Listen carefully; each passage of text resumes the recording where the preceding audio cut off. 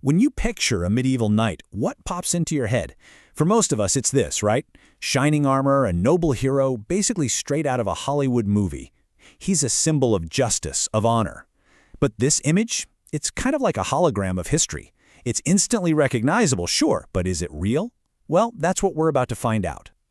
I mean, really think about it for a second. The knight we all imagine, he's a Sir Lancelot, a Galahad. He's the protector of the innocent, right? A guy with immense power and incredible capacity for violence, but it's all held in check by the strict moral code.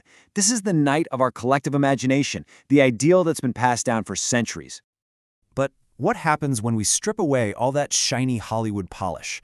What if we step into the actual mud and the grime of the 14th century? A very, very different figure starts to emerge, one who's maybe more of a feudal enforcer than a noble hero. And that brings us to the big question for this entire explainer. Was chivalry a real moral compass, or was it just maybe the most successful PR campaign in all of human history? All right, first up, let's really dig into this knight that we all imagine. You know, the Hollywood hero. Okay, so to properly understand the myth, we first have to look at the code as it was written down. You know, the ideal version, the code on paper. So here's the thing. Chivalry wasn't some single rulebook you could just look up. It was more of an ethos, a vibe, and it was built on three key values. First, you had prowess. This was the big one, totally non-negotiable. A knight had to be good at violence. I mean, otherwise he's just a guy in a really expensive metal suit. Second, loyalty. A knight's sword belonged to his lord. Simple as that. This was the glue holding the whole feudal system together. And third, you had generosity and courtesy. This covered everything from giving fancy gifts to the super complicated rituals of courtly love. So what was the point of all this? Well, in theory, it was all about creating a special warrior class that served a higher purpose. Their incredible power was justified because, supposedly, it was used to protect the weak and defend the church. And the church was absolutely crucial here. It managed to reframe the act of killing as a holy duty, as long, of course, as you were killing the right people. So, that's the ideal. But here's the crazy historical irony. Chivalry wasn't created because knights were just naturally noble people. No, it was invented because they were a terrifying, out-of-control problem that desperately needed a solution. It was a necessary invention.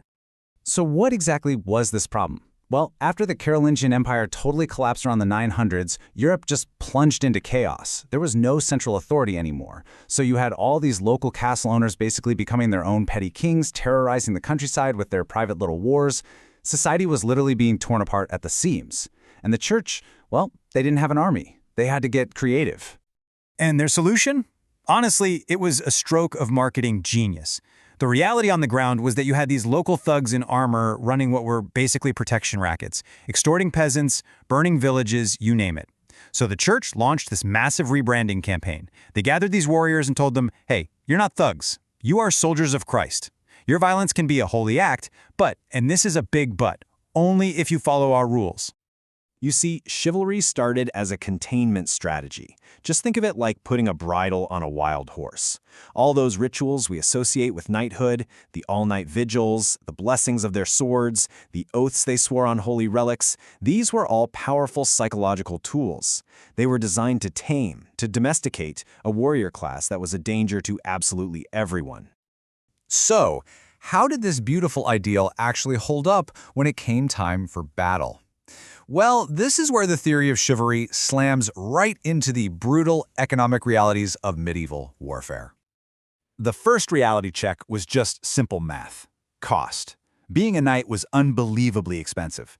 A full suit of plate armor, that could cost the same as a high-end luxury car today. And that's before you even factor in the warhorse, the weapons, the servants. To afford all this, war couldn't just be about honor. It had to be profitable. And this economic pressure created this bizarre, two-tiered system for warfare. If a knight was fighting another knight, the goal wasn't to kill him. Oh no, the goal was to capture him and hold him for ransom. A living nobleman was a valuable asset, like a walking ATM. But if that same knight was fighting a common soldier, a peasant with a pitchfork, there was no mercy, no honor. Because you see, the code of chivalry, it simply didn't apply to the 99% of the population who weren't nobles.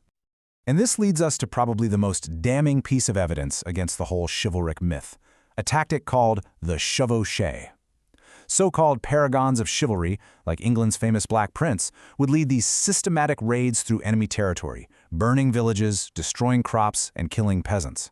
The goal wasn't battle. It was to destroy the enemy's economy. It was pure economic terrorism. And the craziest part, these guys would go back to court and be praised as the flower of chivalry, and nobody seemed to see any contradiction at all. Okay, so if the reality was often so brutal, so hypocritical, why? Why has the legend, this myth of the noble knight, stayed so incredibly powerful for hundreds and hundreds of years? Maybe the best way to think about it is with this metaphor. Chivalry was like a beautiful tapestry hung over a crumbling, blood-stained wall.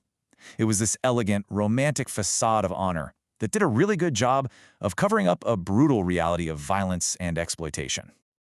The myth hangs on because it speaks to some of our deepest, most powerful needs. We want to believe that power and virtue can go hand in hand. We want to believe that violence can be tamed by a code of honor. We want to believe that there are guardians out there protecting the innocent just because it's the right thing to do. The truth was, of course, a lot messier, a lot more human. But the ideal, it's just too compelling to let go of. And that really leaves us with one final question to think about. I mean, when you look at our modern heroes, from superheroes in the movies to real-life soldiers, you can see the echoes of this myth everywhere. It kind of makes you wonder, why, after all this time and all we know, do we still seem to need the myth of the chivalrous knight? Today, we're going to talk about one of the most incredible rebranding campaigns in all of history. We're looking at how the medieval knight went from being, well, a violent menace to a holy warrior. And this quote, man, it just perfectly captures what we're talking about. This wasn't some minor tweak or a gentle course correction. No, this was a ground-up, deliberate reinvention.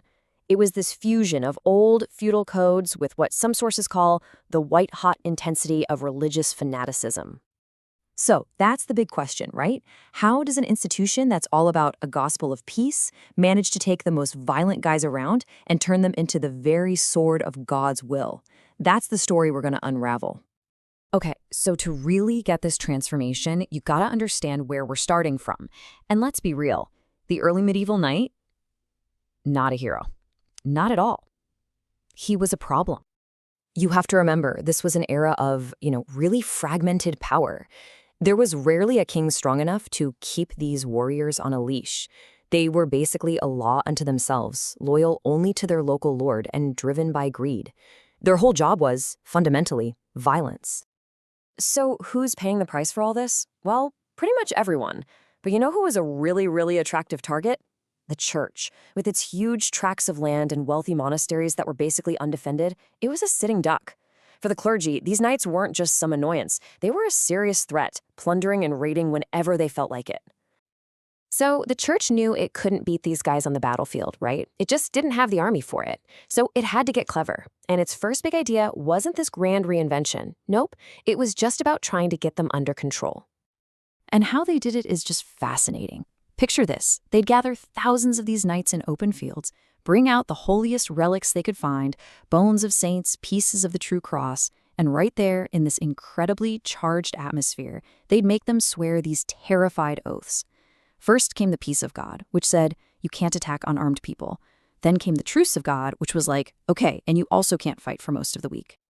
And the threat they used, the real stick here, wasn't getting thrown in a dungeon. It was excommunication.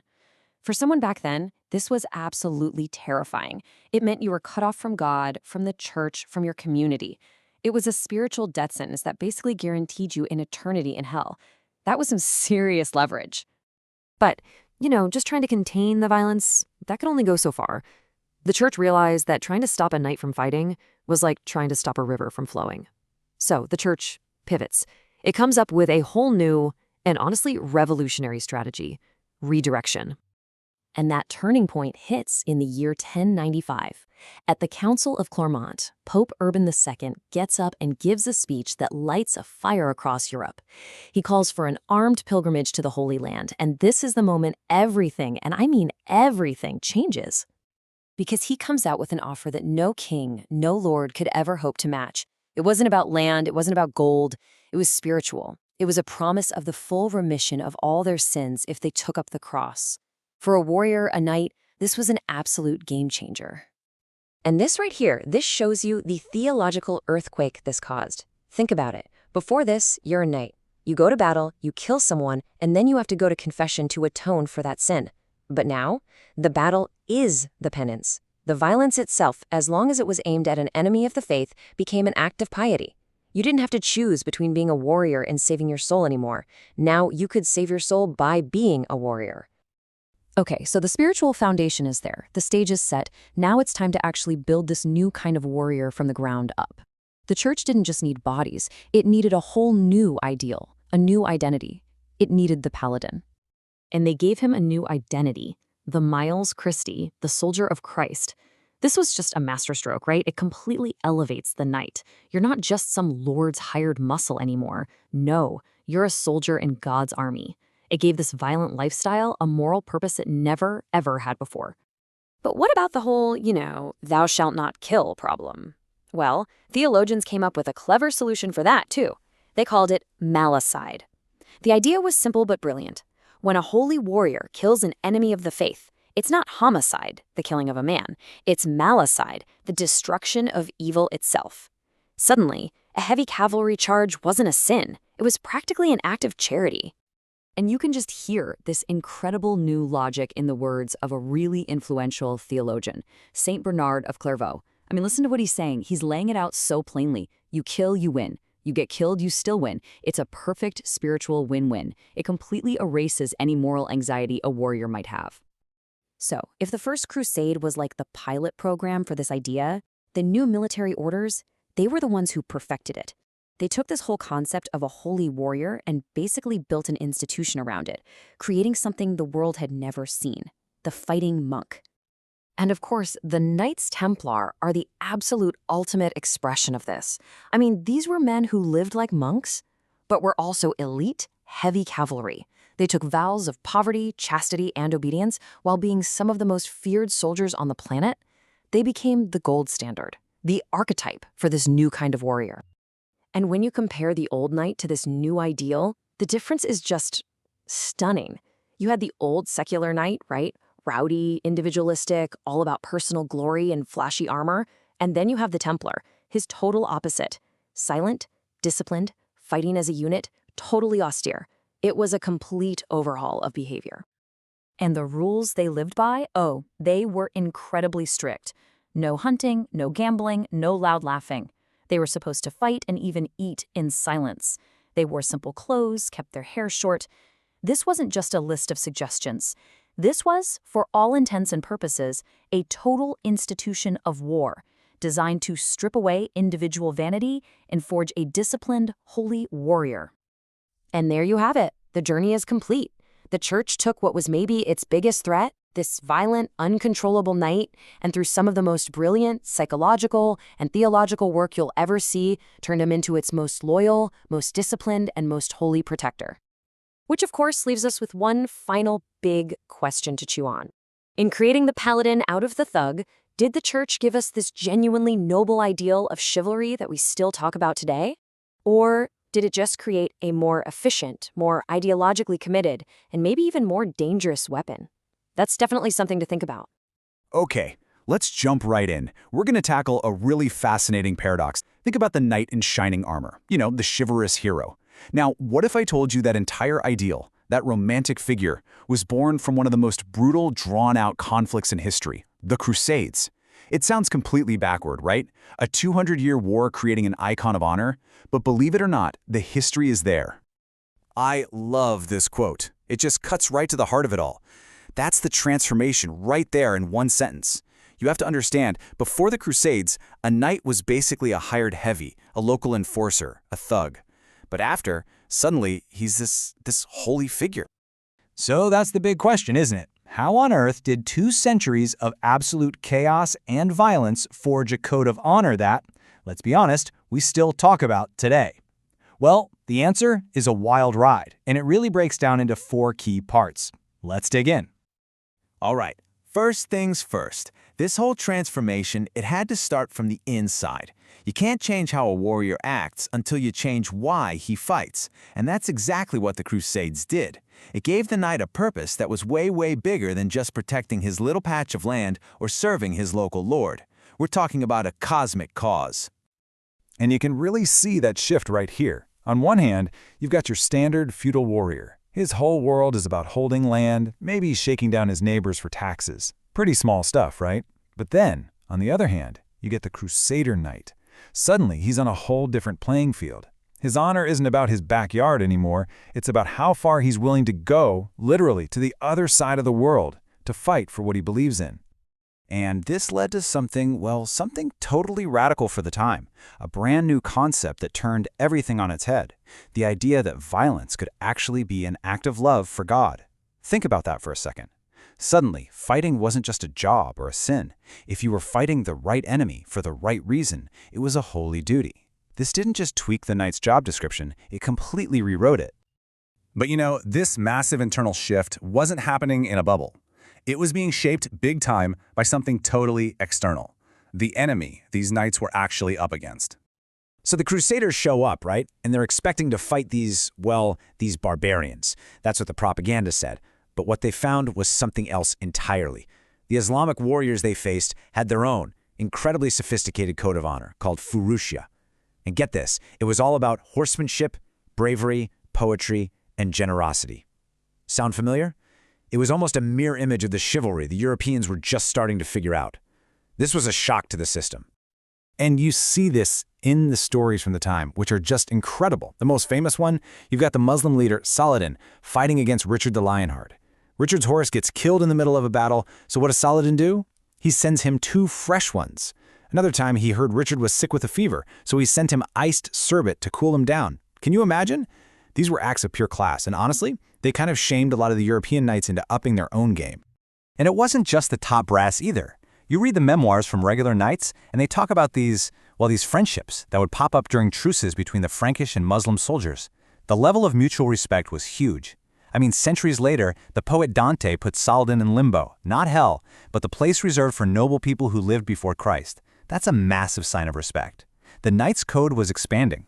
It wasn't just about how you treated your friends, it was about showing professional respect to a worthy opponent no matter what they believed. Okay, so this respect, it actually changed how they fought on the battlefield. The knights were used to one main tactic, the big, heavy, thunderous charge, just brute force. But they ran into Eastern tactics, things like supermobile light cavalry and incredibly advanced forts, and they got schooled. They learned really fast that being brave wasn't enough. Courage without strategy was just a fancy way to get yourself killed. So prowess started to mean something new. It wasn't just about strength anymore. It was about being smart, tactical, and adaptable. So you have all these huge changes happening way out on the battlefields of the East. But what happens when the surviving knights and all their stories start trickling back home to Europe? Well, they don't just bring back souvenirs. They bring back a whole new way of thinking that creates these massive ripples, permanently changing society back home. Just try to picture this for a second. You're in the middle of a massive battle. It's dusty, it's chaotic, and your army is made up of guys from France, Germany, England. Nobody even speaks the same language. How in the world do you tell friend from foe? It's a life-or-death problem, and the solution was simple, but brilliant. Knights started painting unique symbols on their shields and banners. And just like that, out of pure battlefield necessity, the entire system of heraldry was born. But here's where it gets really interesting. When the knights got back to Europe, those battlefield symbols took on a whole new meaning. They weren't just for identification anymore. They became a badge of honor. A coat of arms was basically proof that your family had been there, that you had been tested in the fires of the Crusades. It was more than a logo. It was like a visual resume for your family's honor, for everyone to see. Okay, so we have this powerful new ideal of the crusading knight. But like any big idea, it's a coin with 2 sides. On one side, you have this romantic, heroic new purpose. But on the other, there was a very, very real cost. The Crusades basically hardwired a new idea into the very DNA of knighthood. The need for a quest. A great undertaking. It wasn't enough anymore to just be a good landlord and manage your estate. No. To be a true knight, you had to have a quest. You had to go out there to some faraway land and risk it all for a cause that was bigger than you. And this new obsession with the quest just exploded in the stories of the time. You know all those tales of King Arthur and the Knights of the Round Table? Most of them were written during the Crusades, and it's no coincidence. Think about the ultimate quest, the search for the Holy Grail. It's a perfect parallel, right? A dangerous journey to a distant, holy land, searching for something divine through strength and virtue. It's the crusading impulse turned into literature. But let's flip that coin over and look at the harsh reality. A romantic quest to the Holy Land was, well, it was ruinously expensive. We're not talking about just buying a plane ticket. A knight had to pay for everything. His own armor, his weapons, his war horses, plus all the food and supplies for his entire squad of soldiers and servants. For years. It was like funding a small startup company just to go to war. And that intense financial pressure had massive consequences back home. A lot of noble families literally went bankrupt trying to fund a crusade. They'd mortgage their castles and lands just for a shot at glory. So what happens? The gap between the super rich and everyone else gets wider and wider. Knighthood starts to become way more elitist. It wasn't something you could just be good at anymore. You had to be born into a family that could afford it. It became a closed-off aristocratic club. So, let's put it all together. You take 2 centuries of this intense pressure cooker. You mix in a cosmic cause, a noble enemy, massive social changes back home, and crushing financial costs. What kind of warrior archetype gets forged in a fire like that? What's the final product? The Paladin. That's the legacy. The ultimate holy warrior. The guy who was 100% convinced that faith and steel, together, are enough to conquer the entire world for a higher cause. And make no mistake, this is a deeply complicated figure. The Paladin isn't just a simple hero. He's often flawed, maybe a little too certain he's right, which makes him dangerous, but at the same time, there's something incredibly compelling about him. He really is the perfect symbol for both the highest ideals and the absolute greatest dangers of mixing religion and warfare. Which brings us to a final question to leave you with. This powerful, volatile mix of honor, faith, and violence created the Paladin all those centuries ago. But that archetype never really went away, did it? So how does that legacy still echo today? When you look at the heroes, and maybe even the villains in our modern stories, how many of them are still walking in the Paladin's shadow? Today, we're going to peel back the armor on the medieval knight to really get into the complex and, let's be honest, often contradictory code that governed their lives. You know it, chivalry. But was it this noble ideal we imagine, or was it really just a pragmatic survival guide? Well, let's dig in. You see, our popular image of a knight is, well, it's a walking paradox. On one hand, you've got the poet, the sensitive, emotional, courtly lover. And on the other, you've got the killer, the brutal, ruthless warrior. So, which one is it? Which is the real knight? The truth is, he was both. And that famous code of chivalry was actually forged right in the middle of that tension. So let's start with the poet. If you go back to the 12th century, there was this massive cultural revolution sweeping through the high courts of Europe. And the whole point was to kind of polish the rough edges of the warrior class. Basically, it was time for the mud-stained soldier to trade the battlefield for the ballroom. And what's really fascinating here is who was driving this change. It was powerful, educated, noble women. I'm talking about figures like Eleanor of Aquitaine and her daughter Marie de Champagne down in southern France. They basically became the centers of this whole movement, sponsoring artists and poets who were all pushing this brand new way of thinking. They were all about this new literature called fin amour, or refined love. And this introduced an idea that, for the time, was totally radical. The idea was that a knight shouldn't just be a vassal to his feudal lord, he should also be a vassal to his lady, serving her with absolute devotion. All of a sudden, a knight's worth wasn't just about how many guys he could beat in a fight, but about his capacity for deep emotion. So all of a sudden, if you wanted to get ahead as a knight, you needed a whole new set of skills that had nothing to do with a sword. You had to speak well, you had to appreciate music and poetry, you had to dress fashionably, play chess, and, this is a big one, you had to control that famous warrior's temper. Social grace literally became a ticket to the top. And this quote just sums it up perfectly. The brute was being taught how to be a gentleman, and the killer was being taught how to be a poet. The court was essentially trying to civilize the warrior. But of course, this perfumed world of the court, well, it's only half the story. Okay, so now let's leave the court and head out to the battlefield, because underneath all that sophisticated polish was the cold, hard reality of medieval warfare. And out there, chivalry served a very, very different purpose, a much more practical one. You have to remember, this was a world with no police, no complex legal contracts as we know them. The entire feudal system, everything, rested on one single powerful idea: the oath. Honor wasn't just some nice idea. It was the very fabric holding their world together. So the key concept here is fidelitas, which is just Latin for faithfulness. When a knight swore an oath to his lord, it was a huge deal. He was basically handing over his life in exchange for land and protection. This oath, this promise, it was the glue for the entire military and political system.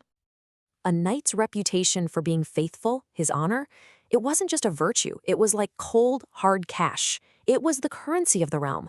If you broke your oath, you were done. You'd become a social outcast, unemployable, unprotected. So you see, loyalty wasn't really a choice. It was a fundamental strategy for survival. And even those chivalric ideals like mercy, they were also rooted in economics, because a fully kitted out knight was incredibly, unbelievably expensive. You gotta stop thinking of them as just soldiers and start thinking of them as high-value military assets. I mean, just think about it. You've got the trained warhorse, a full suit of plate armor, you've got squires to maintain it all the weaponry. It was a massive capital investment. The modern equivalent, it's like a luxury sports car, maybe even a jet fighter. So to just kill a fellow noble on the battlefield, that was the medieval equivalent of setting a giant pile of money on fire. So, what did you do instead of killing him? You captured him. The culture of ransom actually became the main business of war. Instead of killing their elite opponents, knights would capture them, treat them pretty well actually, and then exchange them for enormous sums of gold. What this whole system of honor and ransom did was create this sort of brotherhood of arms among all the nobles in Europe. But, and this is a huge but, the benefits of being in this exclusive club were very, very selective. You see, a knight showed mercy to a falling enemy knight not just because he was a good guy. He did it because he expected the exact same thing to happen to him if his luck ran out on the next battlefield. It was this weird kind of professional courtesy that even crossed enemy lines. So that brings us to the really critical question, doesn't it? Did this professional courtesy, this so-called chivalric mercy, did it apply to everybody on the battlefield? The answer is a hard no, absolutely not. And this right here lays it out with brutal honesty.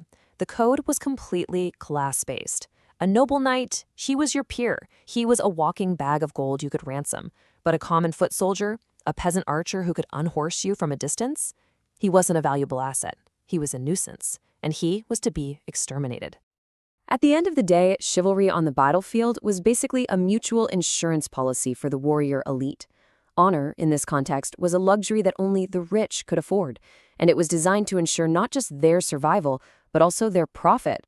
So, the medieval knight was, in fact, both the poet and the killer. That famous code of chivalry was born from this constant push and pull between the civilizing ideals of the court and the brutal economics of the battlefield. It was a system designed to manage violence and protect the powerful. And that kind of leaves us with a final question to think about, doesn't it?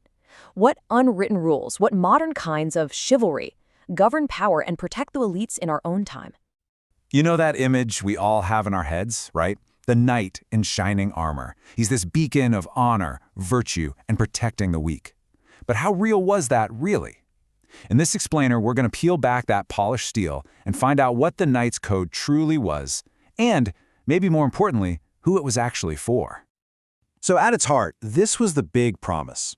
Chivalry wasn't just about being a great fighter. Nope, it was a whole code of conduct. It meant using your strength to defend people who didn't have any, and, just as crucial, acting in a way that kept up the whole status of the noble class. It's a beautiful idea, for sure, but ideals are one thing. The bloody reality of medieval war, that's something else entirely. And look, let's be clear. Some knights were the real deal. They were true believers. Take a guy like Pierre Terrail, the Chevalier de Bayard. His actions during the siege of Brescia, that's textbook chivalry. He wasn't just fighting, he was actively shielding civilians from his own soldiers who were going on a rampage. He was basically the code walking around in a suit of armor. And that right there is the million-dollar question. If Bayard was the ideal, was he the rule, or was he the exception? Was this code of honor some kind of universal moral law, or was it more like a set of house rules that only applied to certain people in very specific situations? Well, the answer, it's complicated. Okay, so first, let's look at the good stuff. Let's see the ideal in practice. We're going to explore those high points, the moments where chivalry really did shine, and the code was followed, sometimes in the most unbelievable circumstances. What's so wild here is that the code could actually jump across religious lines. During the Third Crusade, Richard the Lionheart's horse gets killed from under him, and suddenly he's stuck fighting on foot. Saladin, his mortal enemy, is watching from a hill and is apparently horrified that a king would have to fight in the dirt like a common soldier. So what does he do? He sends 2 fresh Arabian horses down to him, mid-battle. Later, when Richard gets sick, Saladin sends his own doctors and even snow and fresh fruit. I mean, they still wanted to kill each other, but they were determined to do it properly, with dignity. Let's circle back to Bayard for a second, because his story is just wow. So he gets wounded, he's taken into the home of a noble family, and the first thing he does is post his own men at the door to protect them. When he's all healed up, the lady of the house offers him a fortune, we're talking 2,500 ducats, to thank him for saving their honor. And what does he do? He says, nope, not for me, and instead gives the entire pile of cash to her daughters for their wedding dowries. For a guy like Bayard, being a knight was a sacred duty, not just a license to go looting. But was it always about sacred duty, or was there something else going on? Because sometimes chivalry felt less like a moral code and more like a performance, a way to show everyone you belong to this exclusive international club of nobles. Okay, check this out. After the Battle of Poitiers, the English Black Prince captures the French king, John II. Now, instead of chucking him in a dungeon, he throws this huge, lavish dinner. But the prince, he refuses to sit. He actually stands there and personally serves the captive king his food and wine, saying he's not worthy to sit with such a great man. This was an absolute masterclass in performative humility. By building up his prisoner, what the Black Prince was really doing was building up the value of his own victory. And that little performance, it had a very big purpose. The ransom for King John was set at 3 million gold crowns. That's an amount so huge, it basically broke the entire French economy. So yeah, that humble little dinner, it paid off, big time. Now, get a load of these numbers. At the Battle of Bretteville, you have 900 knights going at it. So how many do you think were killed? 3. Just 3. See, this wasn't a fight to the death. When knights fought other knights, it was more like a really, really rough sport. They were covered in armor that made them almost impossible to kill with a sword, and everybody knew the real prize. Capture, don't kill. Killing another knight was like tearing up a winning lottery ticket. Which leads us to a really crucial question. What happens when the money-making side of this code smacks right into a direct military order? What wins out? Honor or the wallet? This quote just nails the dilemma at the Battle of Agincourt. King Henry V is worried that his massive number of French prisoners might somehow get free, rearm themselves, and attack. So he gives a shocking order. Execute them. All of them. But his own English knights, the guys sworn to obey him, just refused. Not because they were merciful, but because those prisoners were their retirement plans. So Henry had to find guys who weren't in the chivalry club. He ordered 200 commoner archers to do the dirty work. These guys had no code of honor to worry about and zero financial reason to keep the prisoners alive. So they just followed orders and started killing the captured French nobles. It's just a brutal moment that rips the cover off the economic engine that was humming right under the surface of all that talk about honor. And that brings us to the really dark side of this story.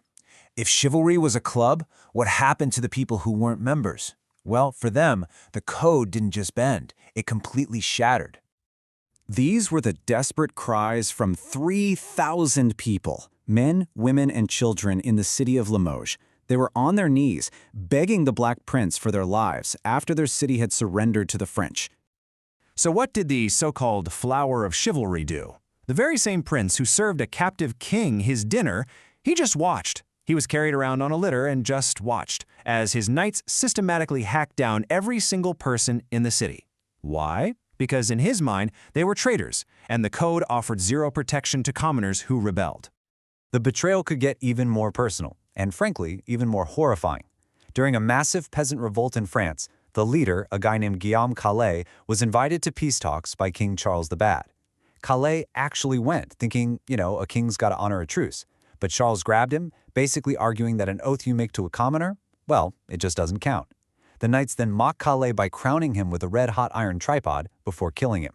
This was the most brutal proof you could ask for. Chivalry was a contract for the upper class only. And the code could get tossed right out the window for money and power, even against other Christians.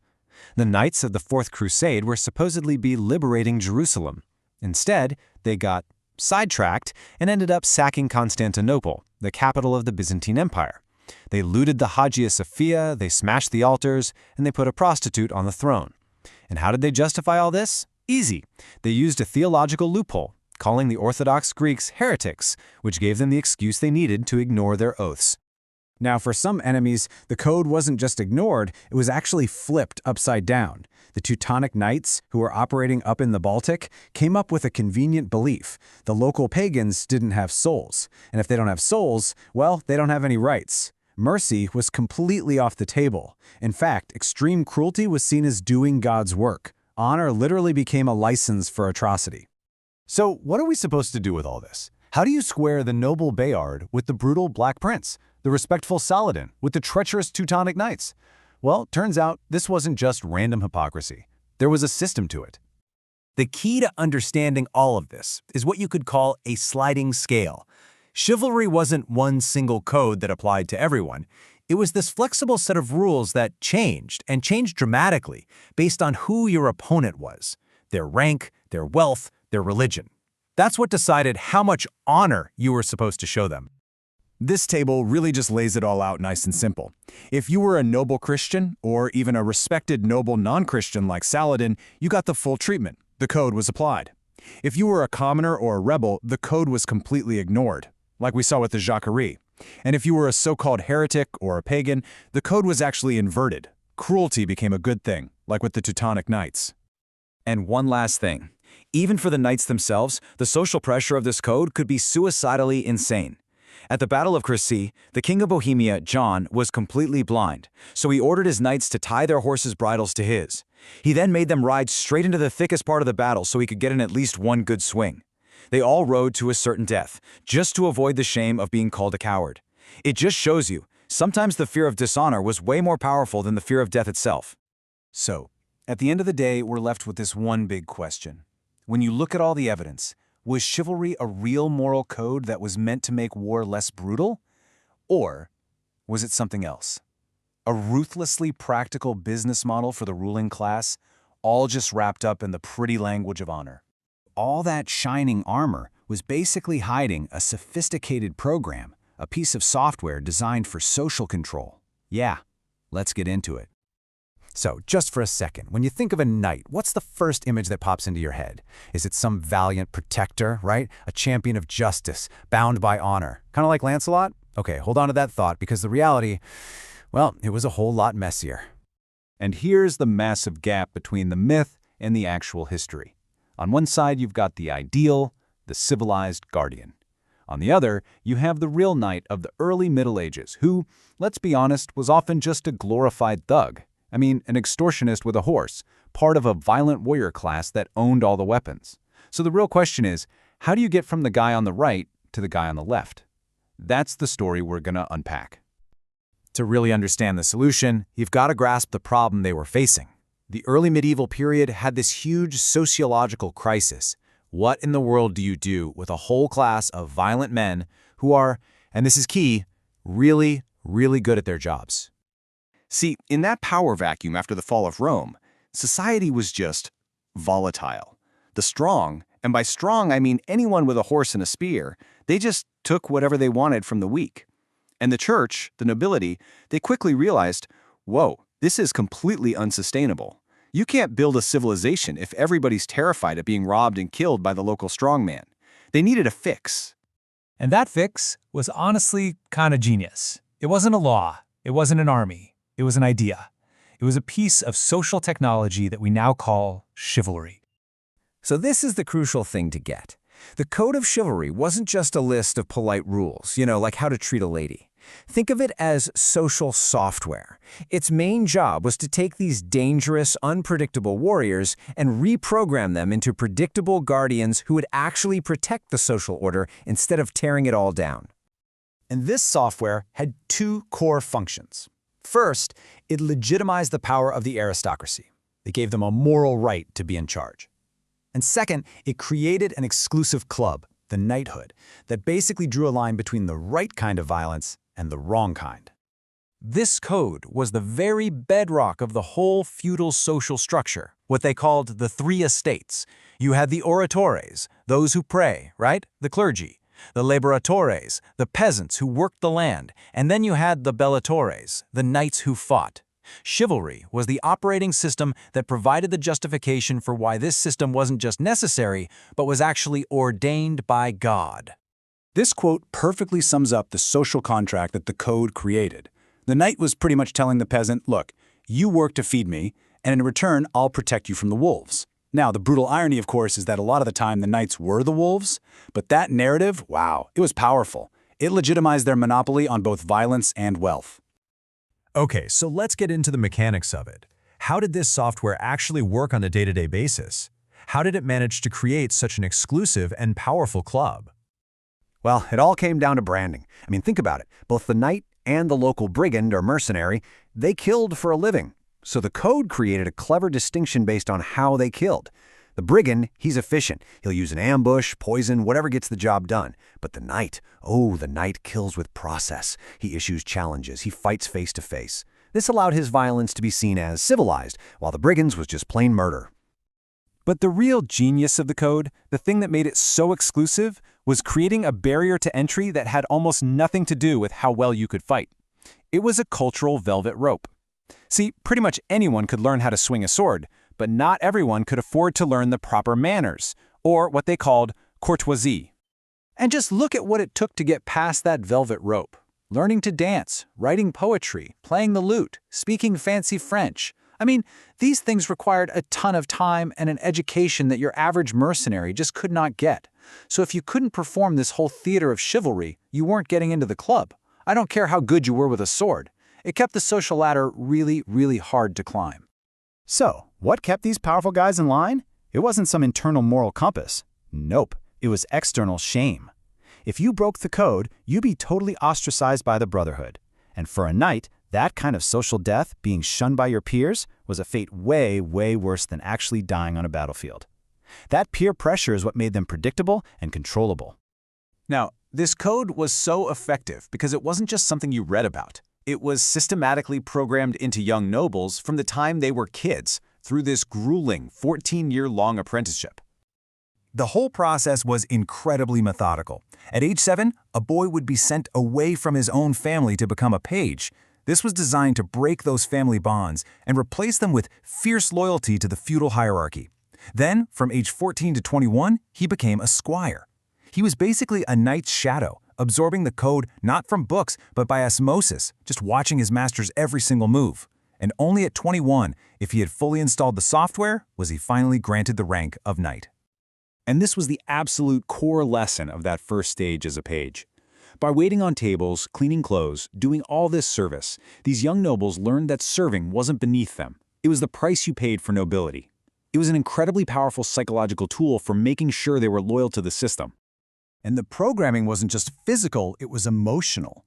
You know all those great stories about King Arthur and Lancelot? They weren't just bedtime stories. They were basically training manuals, a kind of propaganda that taught these young aristocrats how to feel, that a real man protects women, serves his lord, and weeps for a fallen friend. They were being indoctrinated with the values of the ruling class. So, if this social software was so incredibly effective, why did it just disappear? Well, the Code of Chivalry didn't fail because knights suddenly got immoral or anything.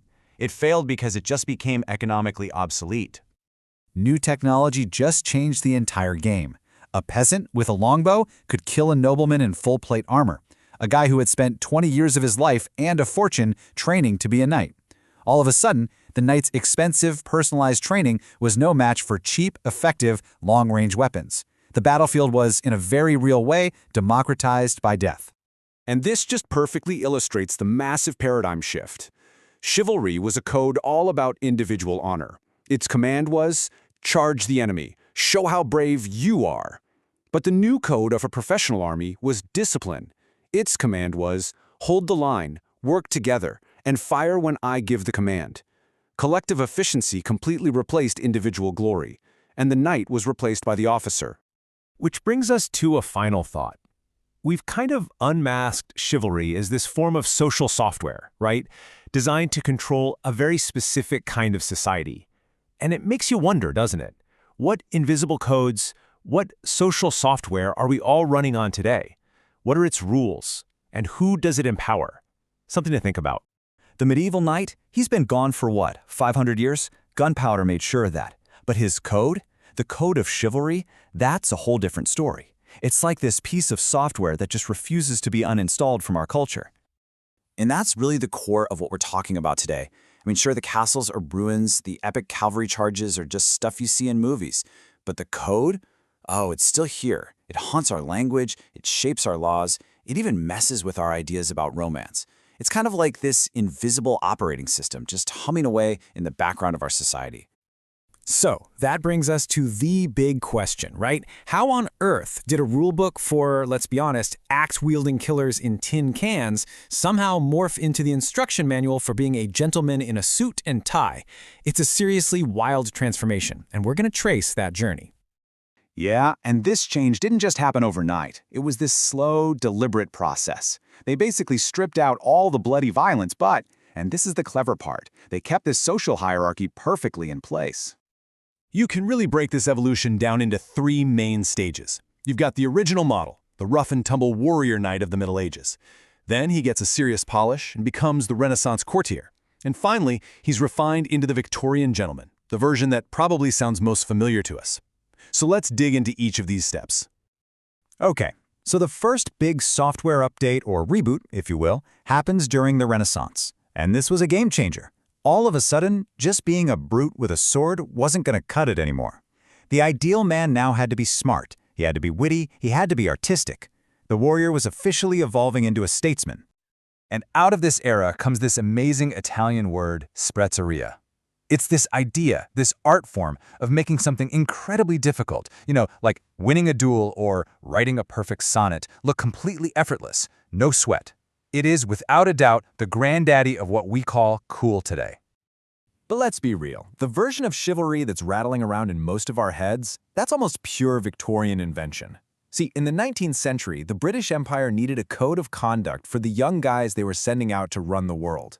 So they looked back to the Middle Ages and basically cherry-picked the good parts. They completely scrubbed the history of all the violence and greed and created this new ideal, the gentleman. You know the type, stoic, fair-minded, a protector of the weak. It was a perfect tool for discipline. And of course, if you've got this new gentlemanly code, you need a new place to practice it.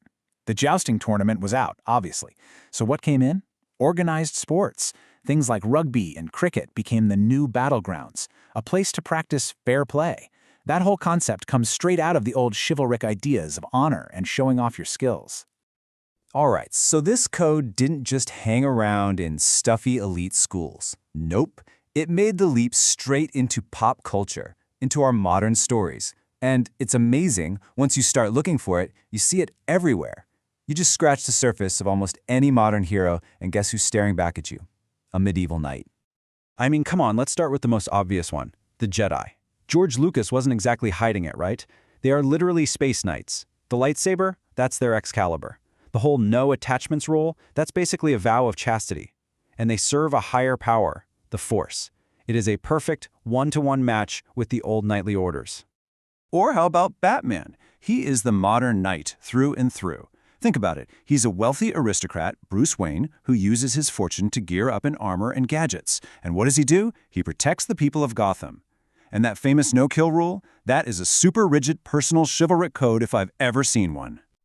You know, Captain America might just be the purest example of all. The guy is just relentlessly moral. His main weapon is a shield, a tool for protection, not aggression. And that incredible moment where he lifts Thor's hammer, that's literally the Sword in the Stone legend, retold for a new generation. Only the worthy, the pure of heart can wield that kind of power. And this archetype even got exported to the American West. That lone gunfighter you see in all the classic westerns, he's what you'd call a knight-errant. He's a wandering warrior living by his own strict code in a land that has no laws.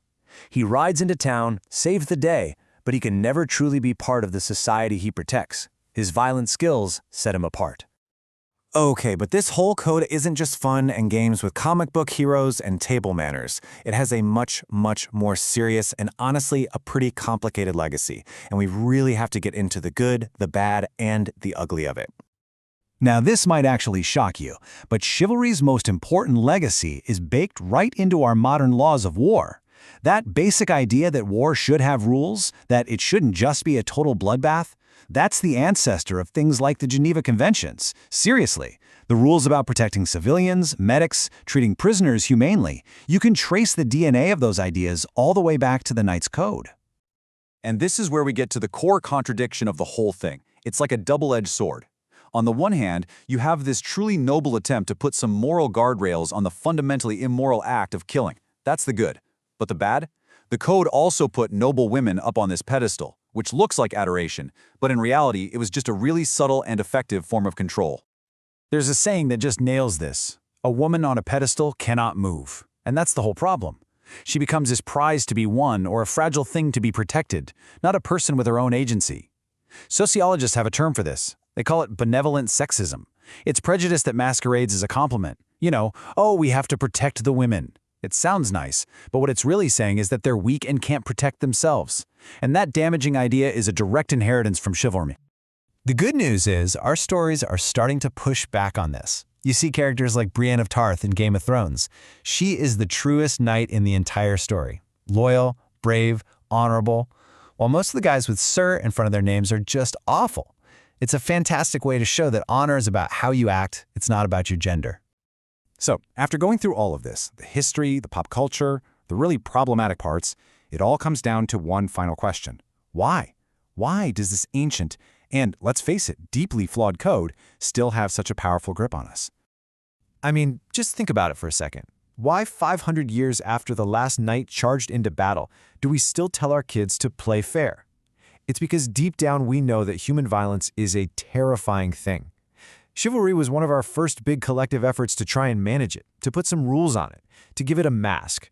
And as it turns out, that mask is incredibly important.